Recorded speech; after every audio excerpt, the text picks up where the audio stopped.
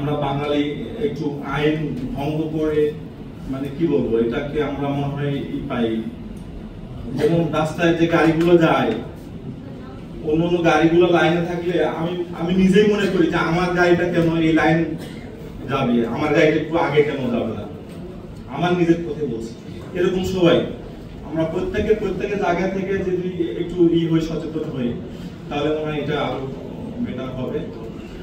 আর যে পাটারি স্যার যেটা বললেন, আমরা চেষ্টা করছি যে এই যে রাত্রিবেলা তৃণমূল বা পথ শিশু যারা আমরা যাদের বলি, তাদেরকে আমরা কিন্তু প্রতি রাতে এখান থেকে করার জন্য আমরা করি। আমি ওসি সহ প্রায় রাতে আমরা বের হই, বিশেষ করে মেট্রো রেল বা আশপাশে যেগুলো শিশু থাকে তাদেরকে আমরা অন্য এলাকায়, বিশেষ করে এখান থেকে অন্য এলাকায় পাঠানোর করি। তো আবার চলে আসে, দেখা যাচ্ছে ওরা যে এলাকায় ওদের মানে একটু স্বাচ্ছন্দ্য বোধ করে বা করে হয়তো সেই এলাকায় তারা বেশি থাকতে করে চেষ্টা করে।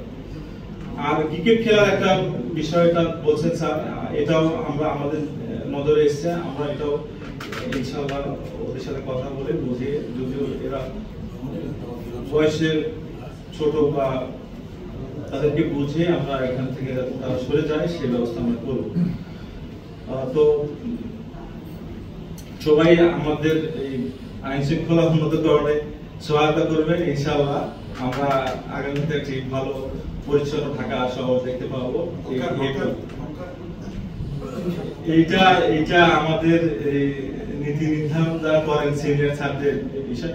যে আজকেও আমি যখন এখানে আসি, পাশে দুইটি মেট্রো রেল নিচে দুইজনকে আমি এখান থেকে করে দিয়ে এসেছি। দোকান আছে কিন্তু রাস্তার উপর নিয়ে যায়, তাদের ওই যে টেবিল বা রেখে মানে রাস্তা, আমি দুইজনকে করতে গিয়ে আমার আধা ঘন্টা সময় লাগছে, তার সাথে মানে ওই বার্গেনিং আমার সাথে যে কেমন যাবো বা কি অবস্থা, আমি সিটি কর্পোরেশনের অনুমতি নিয়েছি সেই বিভিন্ন মানে কেউ আর নেয় আর কি। তো যাই হোক, আপনারা পাশে থাকলে বা আপনারা সহযোগিতা করলে ইনশাআল্লাহ আমরা সুন্দর একটি ঢাকা দেখতে পাবো।